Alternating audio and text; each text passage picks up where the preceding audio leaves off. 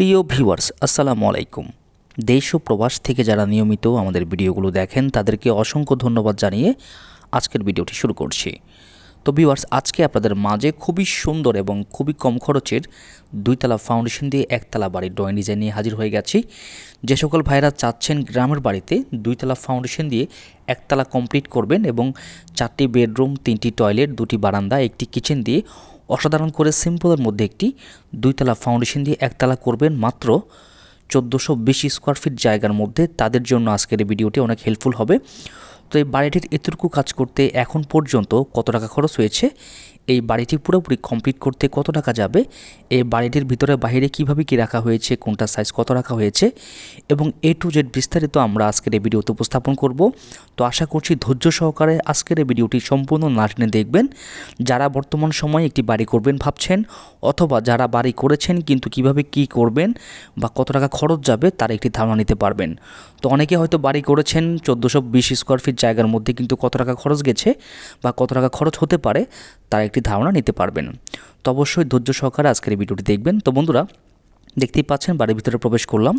তো এটা হচ্ছে সামনের একটি বেডরুম। এই বেডরুমটা সাইজ দেওয়া হয়েছে 12 ফিট বাই 14 ফিট করে, বেশ বড়সড় একটি বেডরুম রাখা হয়েছে এবং দেখতেই পাচ্ছেন যে উপরে প্লাস্টার করা হয়ে গেছে এবং ওয়াল প্লাস্টারগুলো এখনও করা হয়নি। তো আসলে যারা বর্তমান সময়ে এরকম করে 1420 স্কোয়ার ফিট জায়গার মধ্যে বাড়ি করবেন তারা কিভাবে করবেন, রুমগুলোর সাইজ কিভাবে দিবেন, জায়গা নষ্ট না করে কিভাবে করবেন, A to Z বিস্তারিত থাকছে আজকের এই ভিডিওতে। তো বন্ধুরা, প্রথমেই বলে রাখি এই বাড়িটি মূলত 14টি কলম দিয়ে সম্পূর্ণ করা হয়েছে।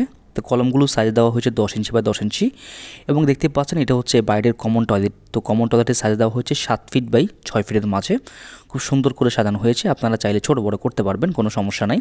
তো বন্ধুরা, এই পাশে আরও একটি বেডরুম রাখা হয়েছে। এই বেডরুমটার মধ্যে প্লাস্টারের কাজ করা হয়ে গেছে। তো আসলে অনেকেই প্লাস্টারের কাজ সম্পর্কে ভালো মিস্ত্রি খুঁজে পান না, তাদের জন্য বলবো দক্ষ মিস্ত্রি দিয়ে প্লাস্টারগুলো করবেন, তাতে করে প্লাস্টারের ফিনিশিংগুলো ভালো আসবে।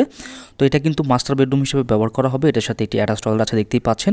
খুবই সুন্দর করে এই ডিজাইনটাকে সাজানো হয়েছে। তো আপনারা যদি চান আপনারা আমাদের মাধ্যমে আপনাদের স্বপ্নের বাড়ির ড্রয়িং ডিজাইনগুলো আপনারা আমাদের মাধ্যমে করতে পারেন। আমরা সারা বাংলাদেশেই ড্রয়িং ডিজাইনের কাজগুলো করে আসছি। তো বন্ধুরা, এটা হচ্ছে মাস্টার একটি বেডরুম। এই বেডরুমটা সাইজ দেওয়া হয়েছে 12 ফিট বাই 13 ফিট করে। তো আসলে যদি আপনারা চান ভিতরে একটি বেডরুমকে আপনারা মাস্টার বেডরুম হিসেবে ব্যবহার করতে পারেন। তারপরে বন্ধুরা, এই পাশে আরও একটি বেডরুম আছে। এই বেডরুমটা সাইজ দেওয়া হয়েছে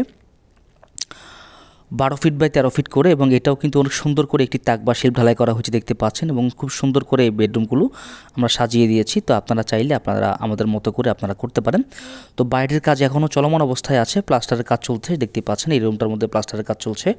তো আপনারা যারা চাচ্ছেন বর্তমান সময়ে এরকম করে একটি বাড়ি করবেন তারা চাইলে প্রথমে বাড়ির ছাদ দিবেন, ছাদ দেওয়ার পরে ঘাতনিগুলো করবেন, করে ভিতরে প্লাস্টারটা কমপ্লিট করবেন, তারপরে আপনারা বাইরের প্লাস্টারগুলো ধরবেন।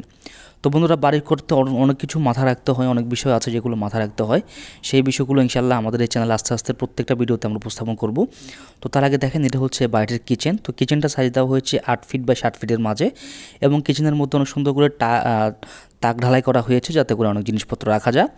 তো বন্ধুরা, এটা হচ্ছে বাড়ির ভিতরের পোর্শনটা। আমি আপনাদেরকে এই পাশের পোর্শনটা দেখাই। এটা হচ্ছে বাইরের পোর্শন। তো আসলে এই বাড়িটি 3টি বেডরুম, 4টি বেডরুম, 3টি টয়লেটের সমন্বয়ে সাজানো হয়েছে। এটা হচ্ছে সিঁড়িঘরটা।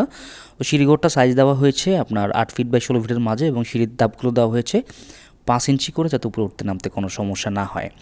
তো বন্ধুরা, বর্তমান সময়ে আপনারা যদি চান এই বাড়িটির মতো করে আপনারা 1420 স্কোয়ার ফিট জায়গার মধ্যে আপনারা দুইতলা ফাউন্ডেশন দিয়ে একতলা কমপ্লিট করতে পারেন।